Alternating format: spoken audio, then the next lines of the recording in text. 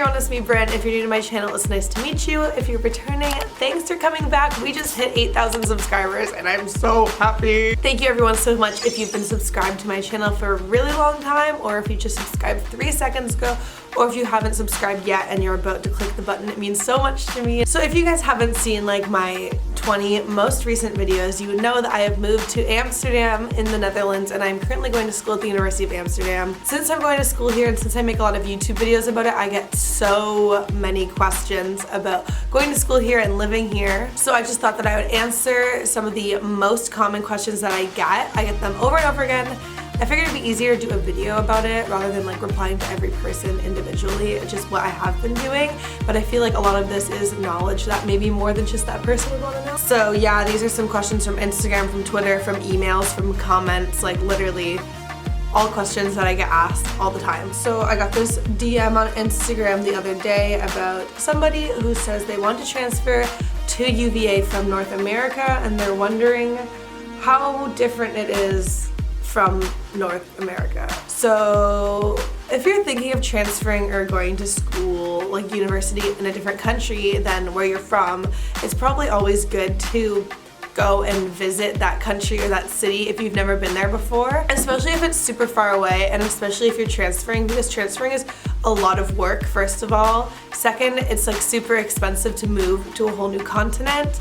And third, like, you don't really think, there's a lot of things that I know that you don't think about when you're moving to a new country that you should think about. Definitely do your research first. Make sure you know what your major is, like everything about it. Make sure you know the courses that are offered. Make sure you know what the content is in those courses. I think more even than just university, because you can always switch your program, is find out about the city, find out about, like, let's say for Amsterdam, it's like, what is Dutch culture like? What do they eat? Like, what do they do for fun? Like, you know, in Canada, like, we'll go to a hockey game. No one watches hockey here in Amsterdam. Like, it's football, well, American soccer. Just things like that are like really small things that you think won't impact you, but they impact you a lot more than you think, because you really have to be aware of like culture shock. Another thing of switching from a North American university to University of Amsterdam is that this isn't kind of like a traditional North American university. There's no dorms. Everyone has their own accommodation. That kind of like dorm, like student life feature is missing. You feel more like you're an adult and like you're going to work because like there's not really like common areas. It's not a dorm. There's no RAs. You don't have floor meetings. There's not really a lot of school events. There's not school sports teams. There's not like a lot of school spirit. Like we don't even have like a store where you can buy like University of Amsterdam like sweaters or anything like that. So just keep that in mind that like university here is like about school, like it's about studying, it's about doing the homework. It's not as much of like a university culture and like experience as it is in North America. I've got quite a few questions about making friends at school here, especially transferring or even when you're just coming here for the first time. So I would say that it is a little bit more difficult to make friends here, like I said before, because of the aspect of there not being dorms. Like in my building, I live with students from University of Amsterdam. I live with students from the VU, as everyone calls it, and I also live with people who like have jobs and like are starting families. And so like there was somebody on my floor who went and knocked on everyone's door and said hi to everybody, but I've never seen him ever again. Like, so definitely like in your living area, it's a bit hard. I have a couple girls that I'm friends with in my building, but we met not because we're in the same building, we met like on group chats, which is really strange. We just happened to be in the same building. And in first year, I don't know if it's like this in second year, but you get put into work groups, and your work group is the same group that you have in entry week, which is kind of like the Holland version of Frosh. And that group that you're with during entry week is your work group work, and your work group is the group that you have all your classes with. So that's kind of like your friend group. It's not hard to make friends, but it's not as easy as it is in like Canada or in the US because of the lack of school like spirit and school culture. But there are like clubs you can join, like, and there's like sports things that you can join, and there are like opportunities out there. There's just not as many of them. So you really have to like make an effort to introduce yourself to people, like say hi. I get a lot of questions about what the admission process is like and how I got into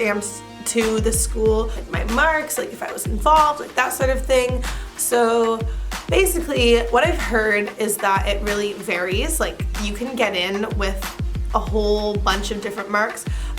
In high school, I had really high marks. I had honors. I graduated with honors for all 4 years, and I was an Ontario scholar, and last year I had a 93 average, and in grade 11 I had a 96 average. So I had really high grades. I was also involved in school. I was part of clubs, and I was also doing lots of volunteer work. I had more than the minimum amount of volunteer hours that you need to graduate school in Canada. And I also did a lot of stuff that had to do with my major, but like outside of school. Like I obviously have a YouTube channel. I've been a videographer for like events and for different businesses and stuff like that before. Like I've made a documentary. So all of that I think helped. But what I've heard from other people who maybe didn't have as high marks as me or aren't as involved, but they still got in. If you're an international applicant, you do have to write like a sort of essay about why you want to go here and why you want to pursue your certain program. So I would say make sure that that is really good. But I think that getting into the school, it's like a pretty even playing ground. From what I've heard is that they basically accept most people in first year, and then after first year they weed out everybody, and there's like a significantly less amount of people in second and third year. So basically they give everybody a chance, but if you screw it up then you get kicked out, because it's really easy to fail classes here because it is super hard and the grading system is a lot different than in North America. So yeah, most people get in, but it's really easy to fail out, so it's hard to stay in. But applying, everything is online. It's pretty easy to do. You have to make like a StudyLink account, and you apply through there, and then you send in like your documents, and do your documents early, because I sent in my documents via email and then they got mad at me and said, no, you can't do it via email, you have to do it by post, and we need it next week. And I was like, I'm in Canada, I had to pay $100 to get my transcripts mailed to the school in time for their deadline when I had sent them it by email like weeks ago. So just make sure you do everything early, because things could go wrong, especially it's international, so it's a bit stressful. But yeah, people are asking me a lot about housing, and so I was gonna make a whole video about this, but I don't think that I know enough to make a whole video about housing. But basically, first year international students are supposed to be guaranteed housing. So basically, when you apply and then you get in, you accept your offer, then you can apply for student housing.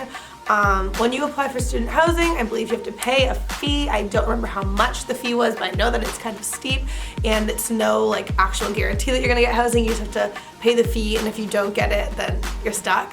But all international first year students should get housing. The housing ranges in like where it is, how much it is, how big it is, single, double, roommates, like shared kitchen. It varies. There's like literally everything, except for like don't expect to pay like a reasonable price. Like, you're gonna have to pay a lot of money. After first year, you have to find your own housing. The university does not help you with that.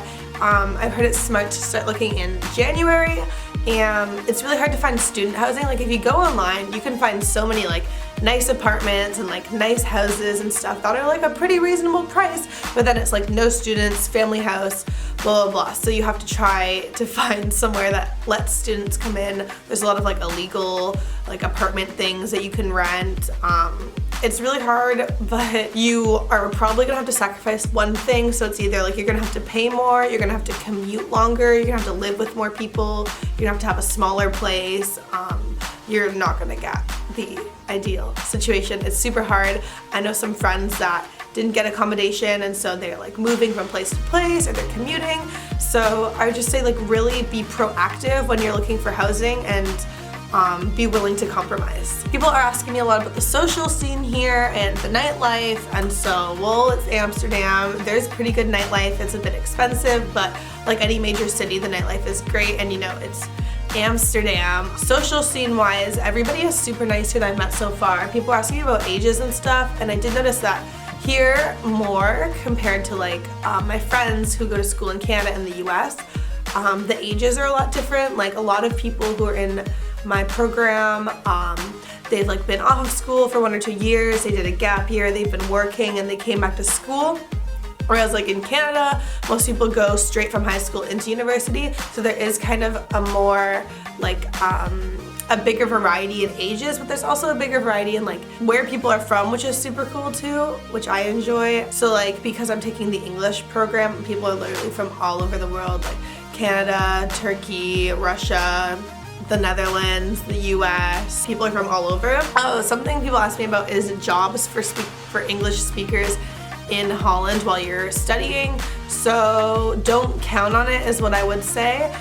Depending on where you're from, you need to get a working permit to work in the Netherlands, but I also think that the study permit allows you to work a certain amount of hours. My residence permit, which is what it's called, is for a student, and so students can work, I think, 10 to 16 hours a week. So that's not very much, and so a lot of places don't really want to hire you, and you can only work 10 to 16 hours a week, but you can get like some retail jobs, like you can work at Topshop or that sort of thing, but there aren't as many opportunities because I was looking online, and a lot of jobs you have to speak Dutch, or like if you want to get an internship or something, a lot of them are Dutch speaking. I wouldn't count on it if you are international, but it's definitely possible if you try really hard. Oh, so people were asking me about my course. Is there a lot of statistics, blah, blah, blah. So there's a difference. There are two courses that a lot of people get mixed up, and people have like transferred this year already and all this stuff. So there's media and information, and then there's communication science. So media and information is a Bachelor of Arts, and communication science is a Bachelor of Science, obviously. But I think what happens a lot is that people go into communication science thinking it's going to be more like media and then end up switching. So my course does not have any statistics or anything like that. It's not math, it's not science, like it's all arts. It's about media, about computers, technology, that sort of thing. Communication science, on the other hand, is a lot of statistics. It's a really hard course. A lot of people have dropped out. They're just different. I don't really know the difference between them. Like, I don't know the exact difference between these two because I'm only in media, so I only know what media is like. But if you go onto the UVA website, I'm sure you can look at the descriptions and then compare based on what your strengths and weaknesses are, and then what you want to do in the future. I would definitely say that if you are more of like a hands-on learner or a hands-on person, or you're into more practical things, that neither communication science or media and information are good, because it's more about the theory and more about the research.